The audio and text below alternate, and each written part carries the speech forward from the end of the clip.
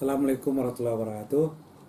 Kita bertemu kembali pada season ke-11 ya, dalam mata kuliah kebijakan kependudukan. Ya, kali ini kita bicara tentang 3 pilar utama kependudukan. Bicara kependudukan, apalagi menyangkut kebijakan kependudukan, itu sebetulnya berbicara tentang 3 hal yang mempunyai pengaruh besar terhadap dinamika penduduk. Pertama bicara tentang angka kelahiran, kedua bicara angka kematian, yang ketiga bicara soal migrasi, perpindahan. Jika angka kelahiran tinggi, angka kematian rendah, maka pertumbuhan penduduk menjadi semakin meningkat di satu wilayah. Ya, di suatu wilayah. Jika angka kematian meningkat, angka kelahiran menurun, maka akan terjadi decline, penurunan penduduk di suatu wilayah. Jika di suatu wilayah itu jumlah lahirnya sama dengan jumlah yang meninggal, tetapi terjadi perpindahan penduduk di suatu wilayah ke wilayah lain, maka akan terjadi juga perubahan penduduk. Ya. Kalau dia eksodus keluar, maka terjadi penurunan jumlah penduduk. Jika penduduk luar masuk, maka jadi pertama penduduk. Jadi sederhananya 3 pilar ini yang sangat mengaruhi ya, kependudukan di dunia. Ya. Nah, oleh karena itu bicara kependudukan ini kita bicara pada 3 strata level. Apa level dunia, level negara, atau level provinsi, kabupaten kota. Jika kita bicara level negara, maka migrasinya itu prosesnya transmigrasi, migrasi antar pulau, antar provinsi di suatu negara. Jika terjadi immigration atau emigration, itu sudah bicara perpindahan antara negara. Immigration masuknya ke wilayah Indonesia dari luar, sedangkan emigration keluarnya, ya, keluarnya dari Indonesia ke negara lain. Itu juga mempengaruhi kependudukan di Indonesia. Nah, oleh karena itu dalam pertemuan ini ya kita bisa bicara banyak tentang berbagai ya hal yang terkait dengan statistik demografi ini. Statistik demografi ini kita melihat angka yang sifatnya agregat, kumpulan data-data. Ya, kita tidak melihat secara individu, tapi kita melihat dalam suatu kelompok masyarakat. Trennya bagaimana? Ya.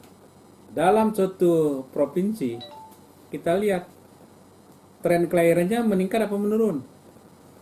Ya. Di suatu kabupaten kita melihat ya, kematiannya meningkat apa menurun. Ya, melihat tren di suatu kumpulan penduduk itu maka kita sebut melihat statistik kependudukan. Ya, ini menjadi penting sebab statistik demografi itu merupakan bahan perencanaan. Ya, bahan perencanaan. Dalam kita merencanakan suatu program, kita kan harus tahu dulu ya, di suatu wilayah itu berapa jumlah penduduknya. Apa cukup dengan jumlah penduduk? Tidak, harus tahu dulu apakah kebanyakan lansia, apa usia produktif atau anak-anak. Kalau dia penduduk itu wilayah itu banyak lansia, strategi programnya harus berbeda pendekatannya. Kalau dia penduduk usia produktif, harus berbeda juga. Kalau dia kelompok usia anak-anak, harus berbeda Sehingga strategi pembangunan dalam sistem perencanaan itu sangat dipengaruhi oleh statistik demografinya, ya, yang berkaitan dengan karakteristik penduduk yang sudah kita utarakan pada kuliah sebelumnya. Oleh karena itu sumber data menjadi penting. Di Indonesia ini sumber data yang secara undang-undang ya bisa kita pegang yaitu data yang dikeluarkan oleh BPS. Karena BPS itu sesuai dengan undang-undang statistik. Ya, itu sudah jelas. Jadi BPS itu menjadi sumber data kita untuk melihat kependudukan. Oleh karena itu BPS itu melakukan disebut dengan sensus penduduk setiap 10 tahun. Dia melakukan SP, sensus penduduk. Antaranya itu dia melakukan SUPAS namanya. Ya. Sensus penduduk ya, antara waktunya itu, ya. Itu dilakukan. Jadi antara satu sensus penduduk itu ada sensus penduduk antara waktu. Itu dilakukan untuk mengetahui tren demografi tadi. Itu menjadi penting dalam rangka kita menyusun perencanaan dan juga untuk penyelenggaraan pemerintahan, misalnya pemilu. Untuk kita tahu di suatu wilayah itu sebetulnya dia itu punya hak memilih apa tidak. Ya, dia kelompok anak-anak apa dewasa. Itu penting sekali. Sehingga dengan demikian dalam menyusun perencanaan suatu proses pemilu dapat berjalan dengan baik. Nah, oleh karena itu evaluasi data menjadi penting bagi kita untuk hal seperti ini, ya. Menjadi penting sama kita untuk kita diskusikan, ya, berkaitan dengan data ini, ya. Kenapa? Karena sumber data itu menjadi penting, ya, supaya data itu memang bisa dipegang atau tidak. Data itu memang sumber resmi atau tidak. Data itu berdasarkan sumber data primer, sekunder, dan sebagainya. Itu juga menjadi penting, apalagi berkaitan dengan demografi. Nah, sumber-sumber data ini di Indonesia umumnya kita dapatkan dari BPS. Itu sumber data. Di samping itu juga Bappenas, Bapeda juga menyiapkan data-data yang sifatnya sektor. Ya. Data-data yang sifatnya sektor untuk melihat kondisi-kondisi karakteristik intervensi pembangunan yang dilakukan sesuai dengan sektor yang terkait.